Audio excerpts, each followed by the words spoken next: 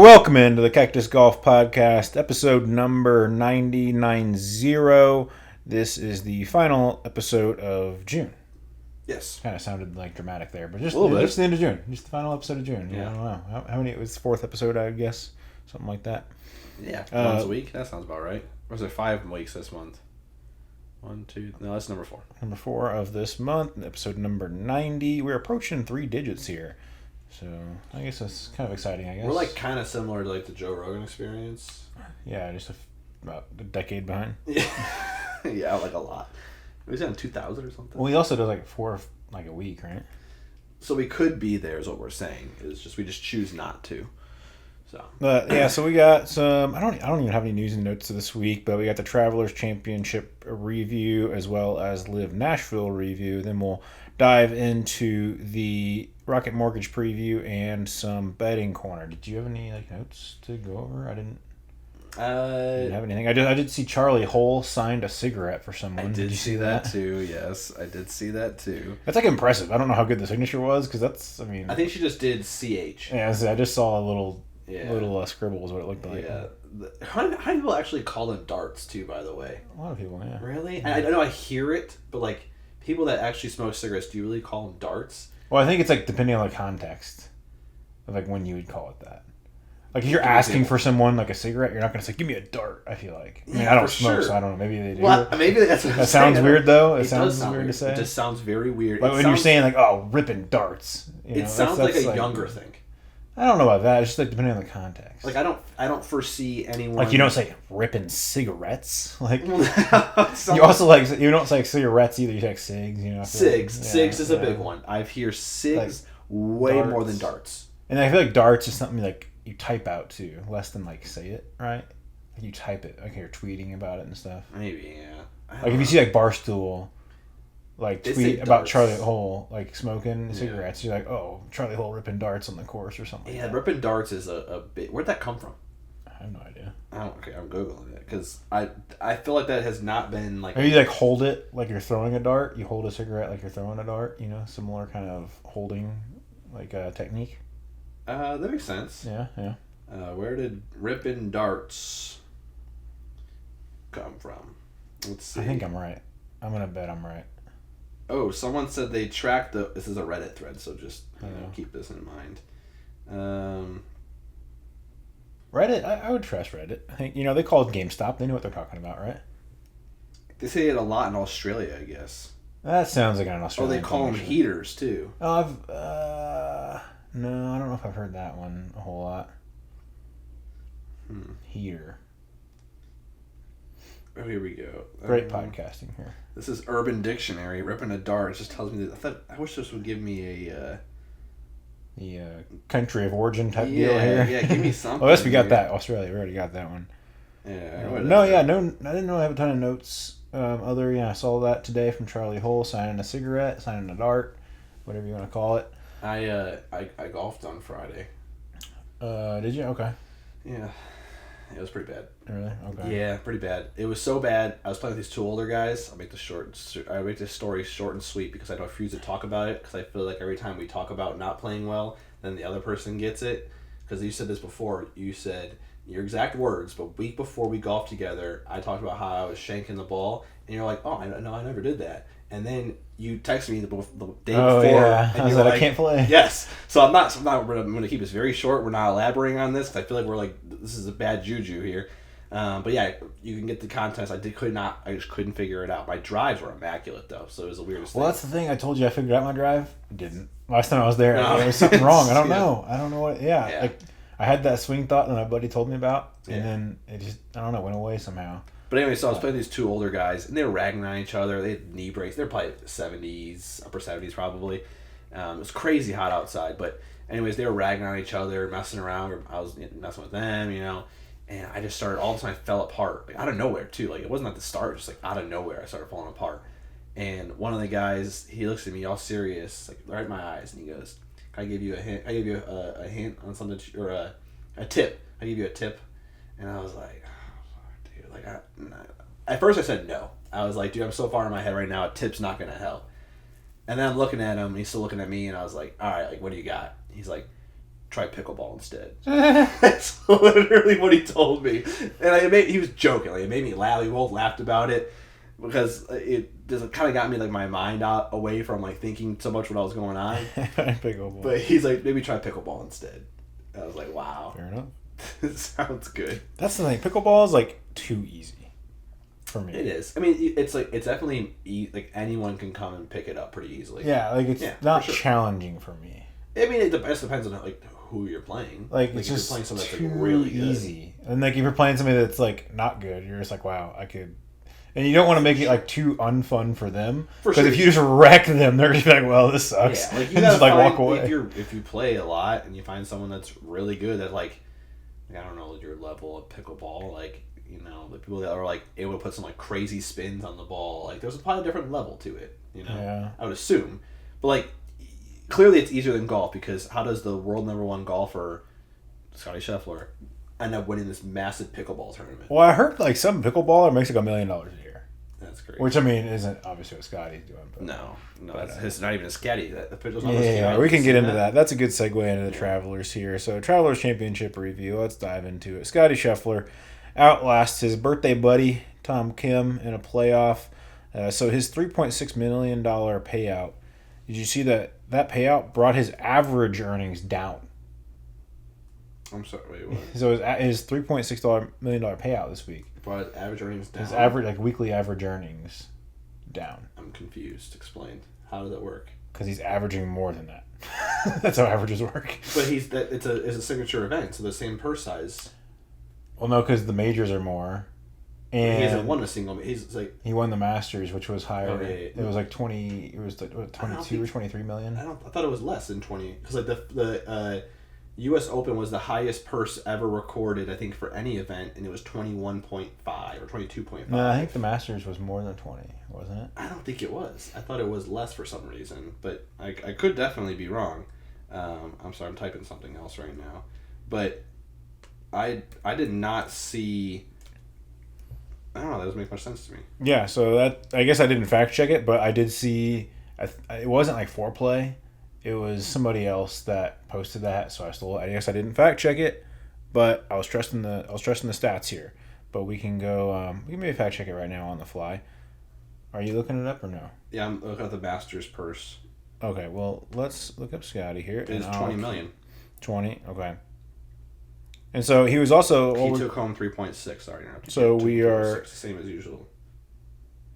Like we said, last week of July. So he's the first person to 6 wins before July since Arnold Palmer in 1962. Mm-hmm. That's one of the big stats that's been hitting the streets lately. Everybody's been spouting out.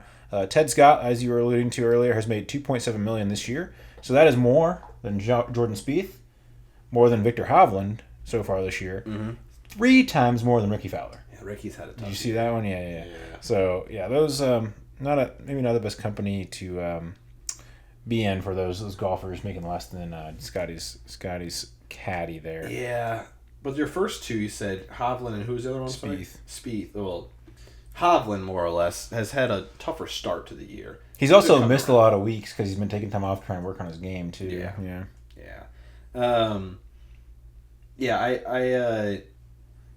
It was cool to see. I don't even want to go through the top 10 or anything. I'm going to go off a little bit here, nothing crazy. Okay, so I think his average in designated events is what the stat was, not in weekly earnings. So it was designated events because in the Arnold Palmer, he brought home $4 million. At the Players, he brought home 4.5 because that one does have a higher, I think it's $25 million purse there for the Players. And then Masters, RBC, 3.6. Memorial, he brought home $4 million and then 3.6. So it was the average in signature events is what it was. Got it. Interesting. That's interesting. Yeah, 27.7 million so far this year already. Jesus Christ. Yeah, pretty good. And it's not even July. Yeah, it's pretty good. But all the signatures are over now, except one more major, and then the FedEx playoffs. Yeah, absolutely.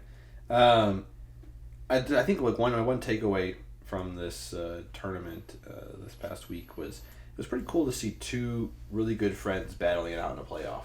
Well, I saw someone. I didn't really have to take one way or the other on it, but I did see someone saying that he didn't like the fact that they're like buddy buddy. Like they can be friends, but he wanted them to like not show it while they're playing. Like have that competitive aspect of like kind of like just try and dap it up afterwards, and like in when you're on the course battling it out to not like be super buddy buddy. I didn't really care one way or the other. I don't really either. I mean, I can go either way with it. It doesn't really bother me, but yeah, I did see that somebody thought that Tom Kim was initiating it because he thought that maybe if he can be buddy buddy, like maybe get Scottie's like mind like not super locked in, which I think that could be a fair point. Yeah. If Scottie's locked in, he's not. He's probably not going to miss anyway. But if you're going to get him to miss or slip up, maybe get in his head, get him, a little loosey goosey, little maybe mess up somewhere on the road. But so maybe that could have been a thought too. Maybe chatting him up, a little more than maybe he's used to. I don't know. Could have slipped him up. But I did see one more thing on Scottie. Scottie now has more FedEx Cup points than second and third place combined. So Xander and Rory are second and third respectively, so he has more FedEx points than those two combined. It's the largest lead of FedEx playoff history. So, they have the like staggered start for the FedEx Cup playoffs. At the final at Eastlake. Mm-hmm. The leader will start 10 under, second at 8 under. Yeah. I feel like he's like broken the system. He should start like 20 under. Everyone else should start like 8 under. Like that's where it's start. There's much of a lead he has right now. It's a really messed up system. How does that work then? I guess like does his amount of strokes equate to amount of points? No, that's just whoever's in first is 10, second is 8. It's a set, no matter what the points are. Whoever's first. Got it. Because I was gonna say that would be a broken system if it was like based on points. Because like the dude he can get to a point where he doesn't think show up.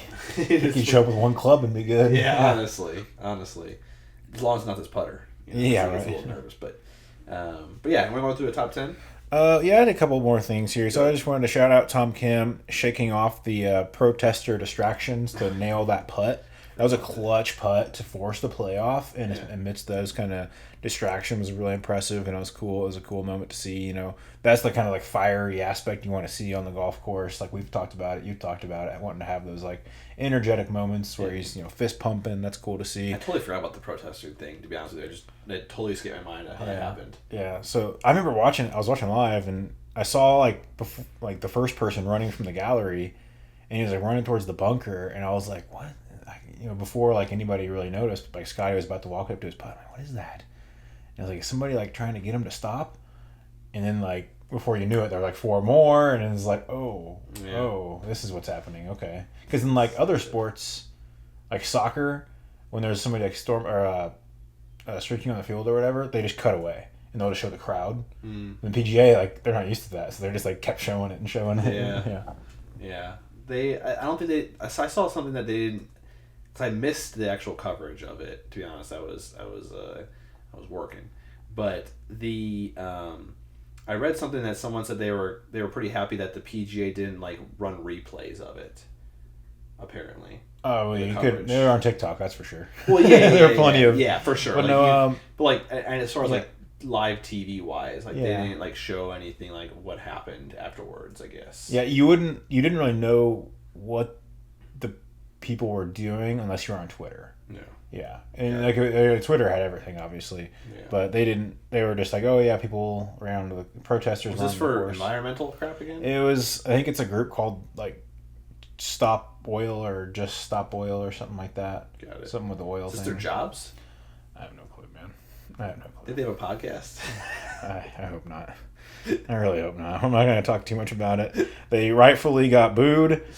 No one was in favor of them. I saw one cop just absolutely level one of them from behind. Really? I was worried. Like, I can't believe they didn't mess up the green or anything. Yeah, like, they did level them a couple times. Yeah, a couple of them got laid out. I saw one dude just get absolutely smoked, and the crowd went crazy for it too. Like, I remember seeing that. That was pretty crazy. But spank your children when they're growing up. That's all I got to say. Spank your children. Yeah.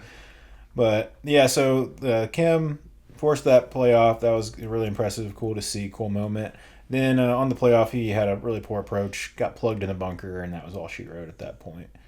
That was couldn't recover from there.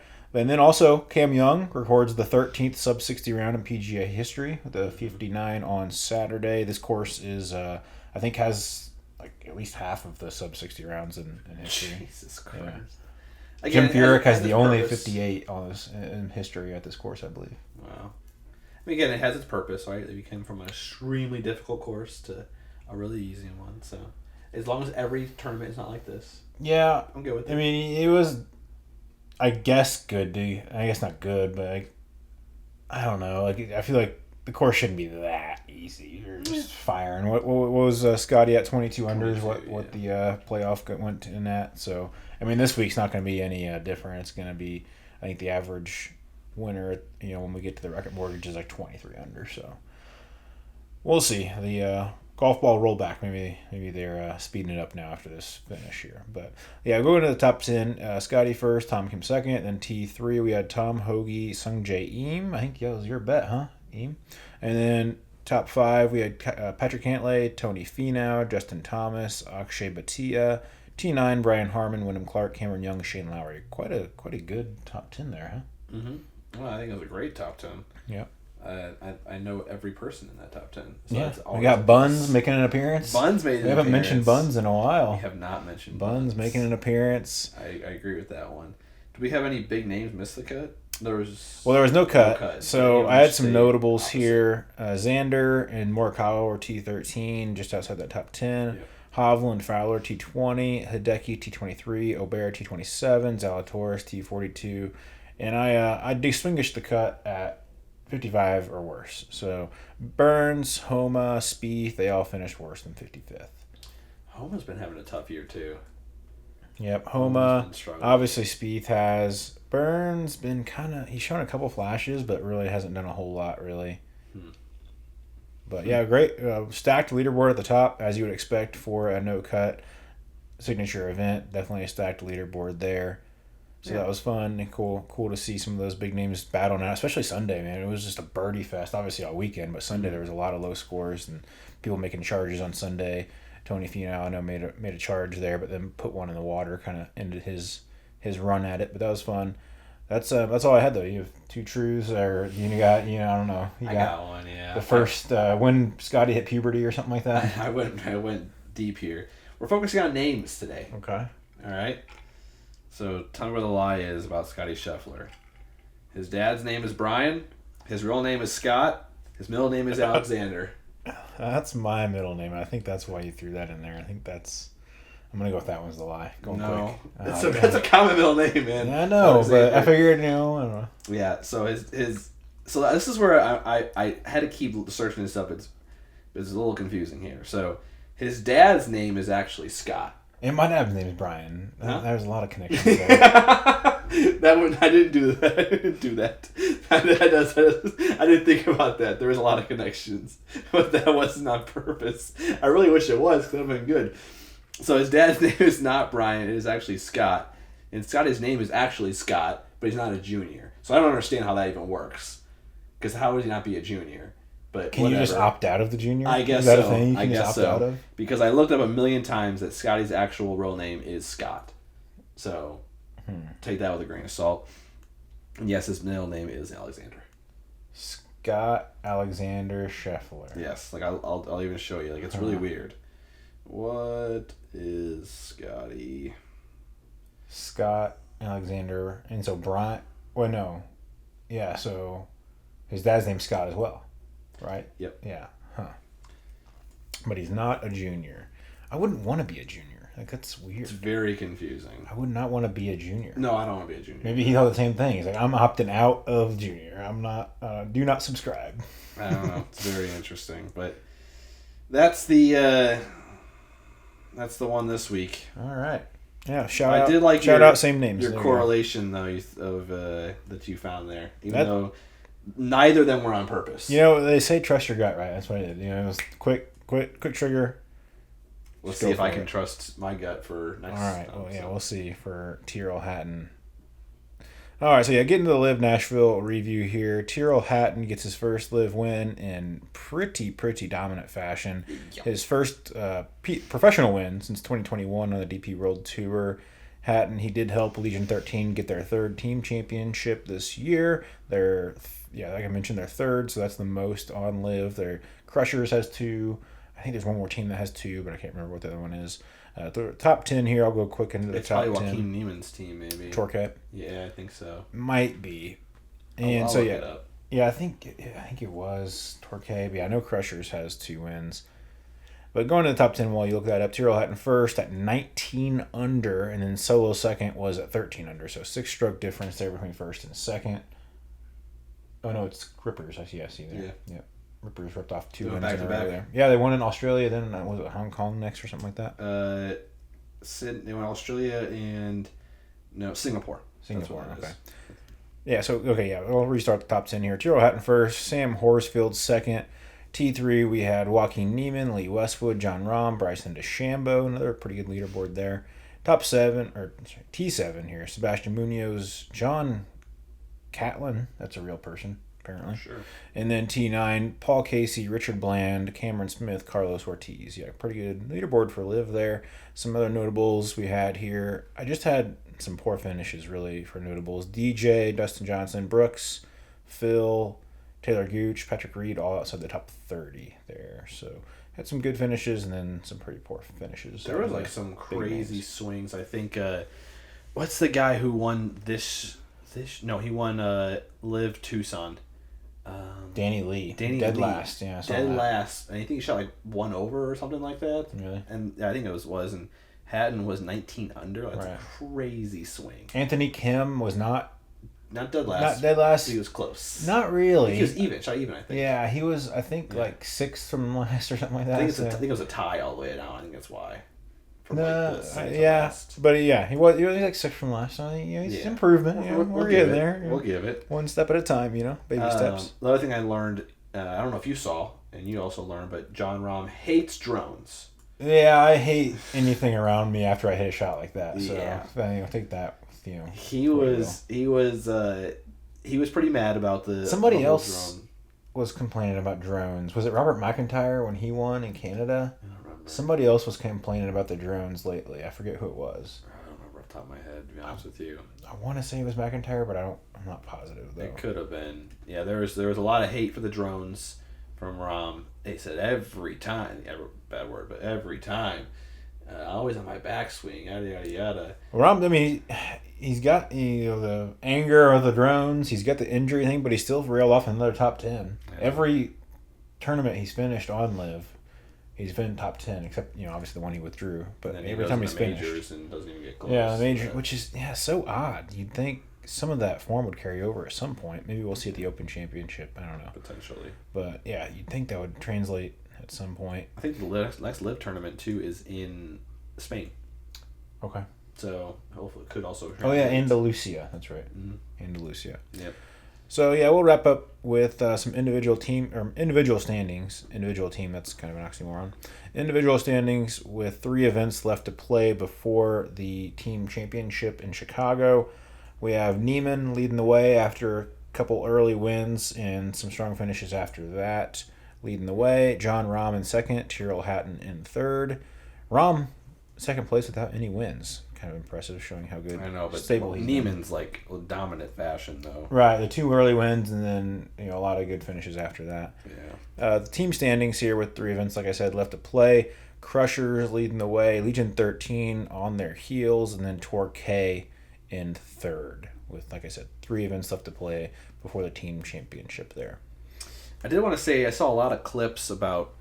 I don't know, so you know that Bryson loves the U.S. Open trophy. Yeah, he had that thing everywhere. And again, I'm not hating on or knocking it. It's whatever. But that one clip of him in downtown Nashville just walking around with it, and I know he was going to an event. He wasn't just perusing the streets with the trophy out of nowhere. And he got a little bit of backlash. So people are going back to the comments of how egotistical he is with carrying a trophy. And I'm like, the dude's not just walking around with it. There's an event. I'm surprised he didn't get dropped off closer. He's a pretty somewhat popular dude. From a security standpoint, I'd be kind of nervous. But well, I also bet that LIV's trying to push, as much of that exposure as possible. Oh, no doubt. Just because, they want their golfer For to, sure. be in the spot. Like, hey, yeah, our guy won. For sure. Beat all these PGA guys. Absolutely. I'm sure LIV was behind some of that at least, or encouraging it for sure. But I do have two truths for our man Tyrrell, the Madman Hatton. All right, so sticking on the theme here, we'll see. Names? No. Oh. So Scottie and Tom Kim had the same birthday. Tyrrell and I had the same birthday. Is that you're telling me a fact, or you give me? That's two one truths? of the two truths. Okay, got it. So Tyrrell and I have the same birthday. He has a top 10 finish in every major. His favorite sports team is Liverpool FC. Okay, I think the first one's too random, so I'm gonna go ahead and say that's true. A top 10 in every major this year. You're saying these 3 majors? He just has a top 10 finish in every major. Every major he's ever played in. He has a top 10 finish in each of the the majors. Okay. Yeah. I had to make sure I clarified that one. I know he played well in the Masters, and he played Like in his career. Yeah, I know. That's the tough part. Like it's what was the last one again? His favorite sports team is Liverpool FC.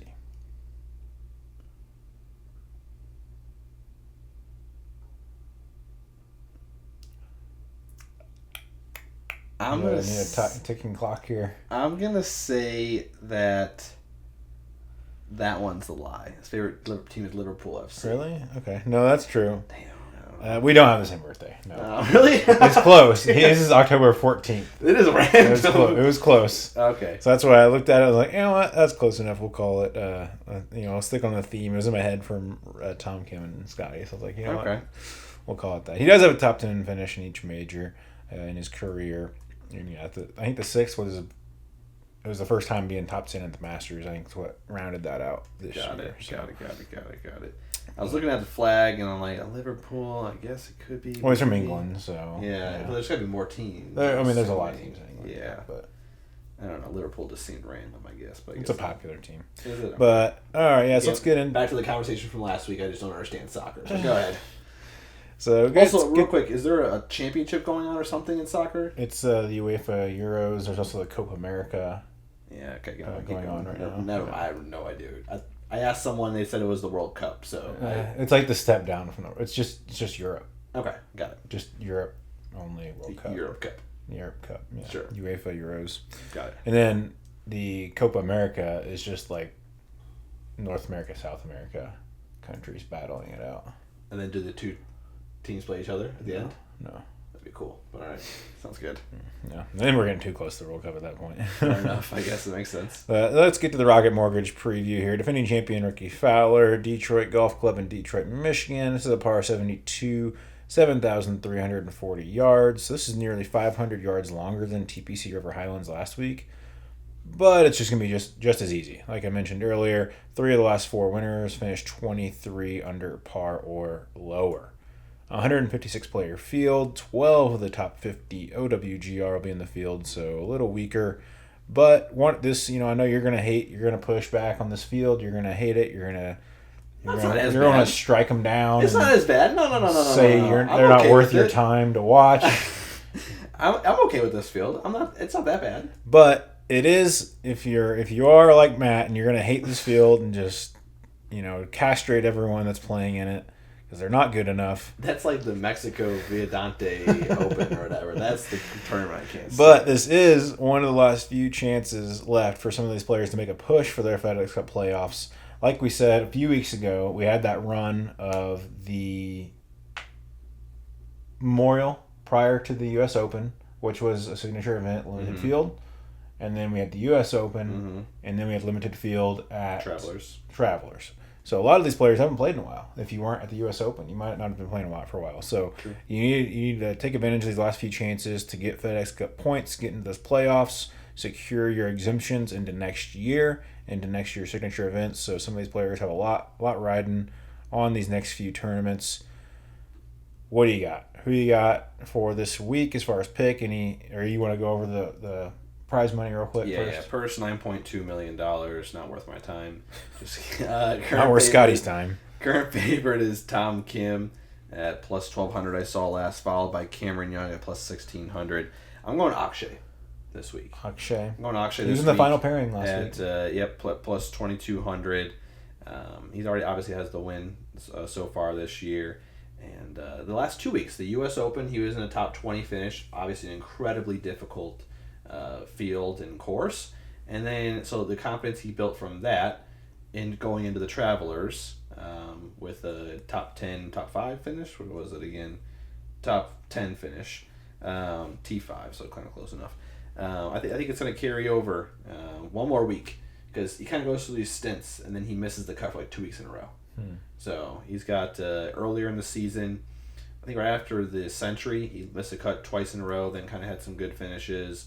Then he had a win, missed the cut twice in a row, and then had some good finishes again. So I think it's coming. Okay, so what you're saying is it's this week or bust. he's gonna miss the cut this week. Now I'm gonna bet on him next week, and I'm gonna cash. I'm gonna cash. He misses the cut 2 weeks in a row. So you can't, no, but don't you always bet on them like before they? For sure, yeah, for sure. Besides this past week, I did pretty good this past week. But go ahead. I'm going Davis Thompson. I've had a crush on this guy a little bit. I've mentioned him a couple times. All right. Okay. But it's like I said, 12 out of top 50. It's a little weaker. It's going to be more doable for some of these players. Like as we saw earlier in the season, some of these longer shots coming through. So Davis Thompson, he's not too far down the board. I forgot to put his odds here, what he was, but I think he was like 3,000, 30 to 1, something like that. So not too far down the board, but I do think somebody does a good chance down the board. It's going to be, like I said, a low-scoring affair. So these birdie fest, he's had some success in before, so I think he can get it done. And I think he is a bit of an up-and-comer. He's a young guy, and I think he's still out there to make a name for himself. So I think he can start down that path. What did you guess the odds at? I think it was 3,000, right? 35 is what I see right 3,500. now. Okay. Changed. All right. So I'm going Davis Thompson here, and I like that, and I'll allude to it later in betting corner as well. Cool. All right, betting corner last week. I had a pretty decent week last week. I had I had one dead heat and I had 2 hits. So I went plus 233 last week. Okay. So I picked up a nice little couple chunks. You mentioned earlier, Sungjae Im had him top 5. He was T3. Patrick Cantlay, I had him top 5. He was T5. So that's where my dead heat. There's a lot at T5 too, weren't there? Like 5 of them, right? There was. Yeah. And then I had Bryson, Hatton, Koepka as my triple chance, and I did mention my real one was.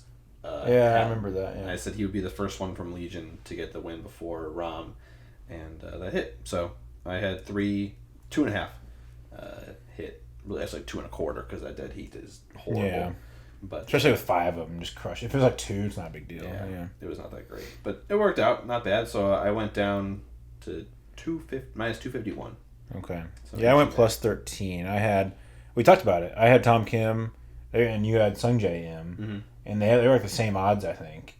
And so both South Koreans coming through for us. That's good. There, I actually did have a separate betting corner where I had Kim and Cantlay to top 5, both of them to top 5, and I was like stressing out. I'm like, come on, Cantlay. Yeah. And it was a pretty good. I think it was like 40 to 1. The parlay was. Okay. And so it ended up dead hitting, like you said. So I still got paid out on it, but it would have been a lot nicer if you wouldn't have. Of course. If you wouldn't have dead heated, but we can't go broke taking a profit, like we said. So there we go. That's all right. What am I at now here? Plus 13. Minus 166. Okay, so we're pretty tight here. We're catching up. Kind of neck and neck. We're now less than 100 units spread between the two of us. And I think we're better at this point than we were last year, for sure. Yes. Like I know I was like pretty far in the hole. I think this point last year. Yeah. And you weren't quite as bad as me, but I think you were. I was still in the hole. Further than 250, something like that. Yeah, I agree. All right, I think I went first last time. Well, do you have 5? I guess. I do have 5, and I'm going a crazy one that has never been betted on before. The person. I'm going Luke Clanton. Let's give me a synopsis on this guy. Luke Clanton, the only reason why I know him is because he golfs with the Good team squad. Okay. And he's a pretty decent golfer. Clearly, I would hope so. Clearly, right? Here's the problem. The funny part is I can't find anything about him on the PGA site. Nothing. So this could possibly be his first tournament. But His top 20 odds is plus 33. So 333. So, I liked it. Wait, 333 to 1? No, plus 330. I'm sorry. I said that wrong. Plus 330. To what? Top 20 finish. Oh, yeah, it must be. Yeah, that's pretty short. I know. Dang. I know. So, to a plus 330, top 20 finish, 23 units on Luke Clanton. You looking him up?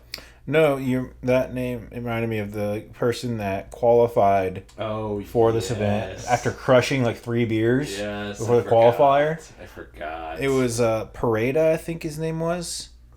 I'm trying to remember. No, it's not this guy. Try and look it up because I think it was like Pareda, something like that was his last name. Yeah, the qualifying event, he said he like crushed 3 beers before he played. And then ended up actually qualifying for the Rocket Mortgage. So I don't know the background behind this guy. I should have looked it up. But that you mentioned some guy, like off the wall guy, that kind of made me think of him. But my first pick, I'm going with Nikolai Højgaard. And I just think this guy's talent's too good to be listed this far down the list. That guy's name? Maybe that was it. Maybe I was thinking of somebody else. But yeah, Nick Beans or something like that. Yeah, I had the wrong name in my head. But yeah, that story was that guy. Yeah. He's a Golf Galaxy employee. What? Yeah, that's what this radio station posted the article about it. It says this guy's gonna shoot like 30 over. Oh, yeah. Golf Galaxy employee qualifies for PGA tournament after pounding 3 beers. That's like a fantasy football punishment type thing. There almost like what the heck? Oh, okay, real fast. I saw a fantasy football punishment recently, and it was for the Minnesota Vikings. They had an open cheerleading qualifier, like presentation or whatever, in the middle of the mall there, the Mall of America, huge mall obviously, and so this guy had to go there and try and qualify for it, but he did it with the well, not the symbols, what are those things, I don't know what they're called, the big metal clacking things. I don't know what they're called. Son of a gun. But anyways, he ate, dude. It was so good. Like, he honestly did such a good job. Barstool posted it, and I was watching it. Like, he actually did a really fantastic job. There's no way he actually made it, but banging his cymbals together. Cymbals? Is that what it is? I don't know. Yeah, but to a song. Yeah, and like he had it all like timed out. It was good. I'll show you after this. I'll find it. It's really funny. All right, I'm going Nikolai Højgaard. I think his talent's just too good to be.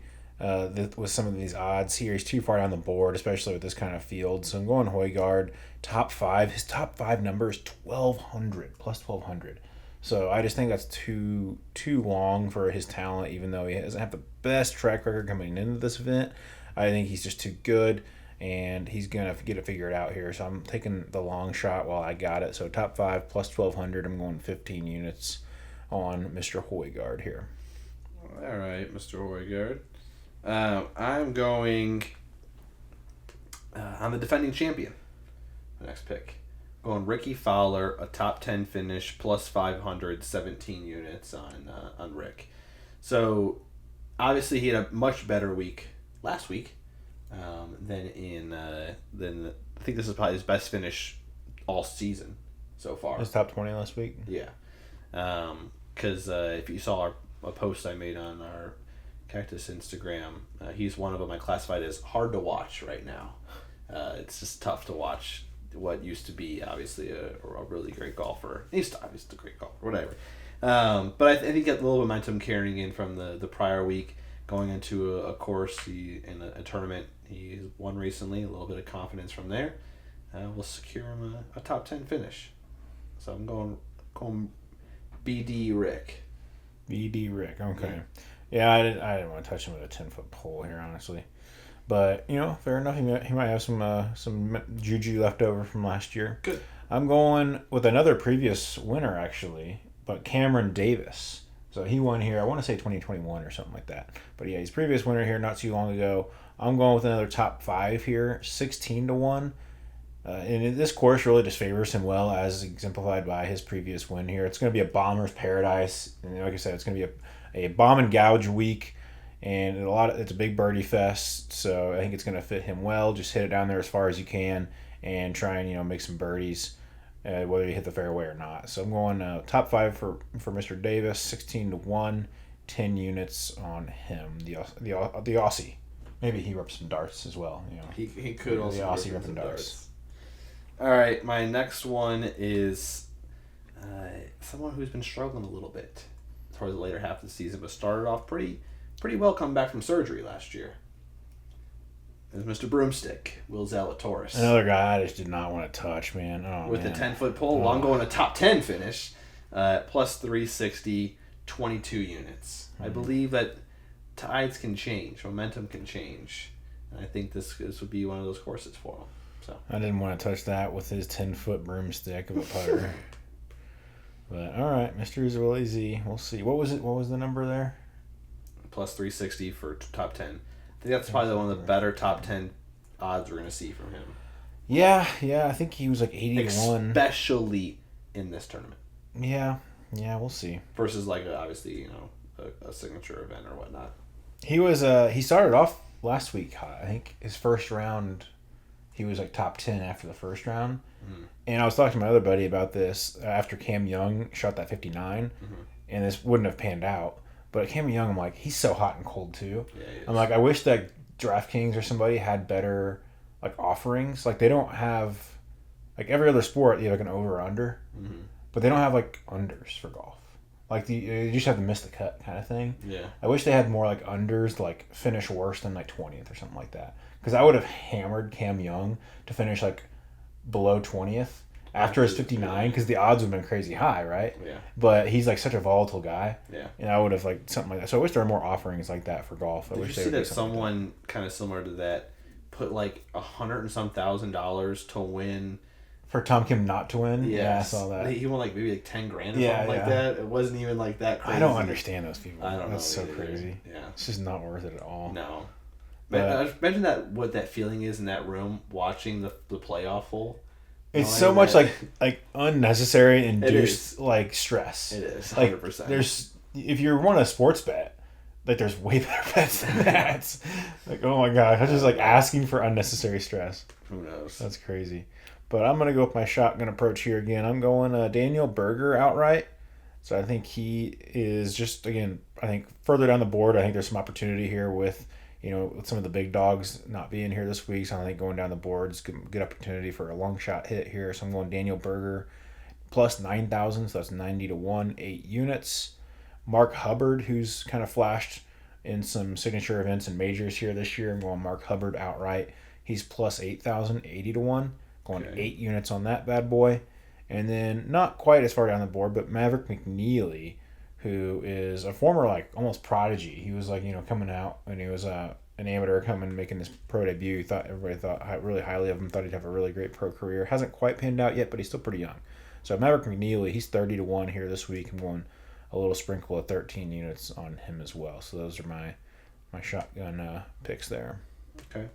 My next one, I'm going down the board. I did one top 20, 2 top 10s. My next one is a top 5 with Min Woo Lee at plus 450, 19 units. Min Woo Lee. So going back to what I said earlier, I think that's with Zalatoris a top 10 at 360. You got Min Woo at top 5 at 450. I'm telling you, it's the best odds we're going to see Zalatoris, I think, for a little bit. Maybe. But I like Min Woo Lee too as well for this. I just would like to see him put together four big days in a row. Yeah, he's definitely got the talent. Yeah, he's got to string it together. So he hasn't done that too often, but yeah, he's definitely got the talent. Just got to put it together for four in a row here in one weekend. I know he qualified or whatever word I'm looking for here for the Australian Olympic golf team too. So maybe he's feeling good about himself. Shoulders are a little relaxed. It's good to go. Buttons are ready to cook. I don't know about that, but okay. I'm going to go... Actually, I like Min Woo. I've been in a couple DFS lineups, actually. I think I'm having 1 or 2 DFS lineups this week, actually. So we'll see there. He didn't make my betting corner, though. But I'm going... My next pick, a parlay here. Parlay kid. Cam Young, Mr. 59. Again, bomber's paradise. Just send it down there and then just try and make a birdie from wherever you hit it down, as far as you can. And I'm going Aaron Rye. Cam Young, Aaron Rye, parlay top 20.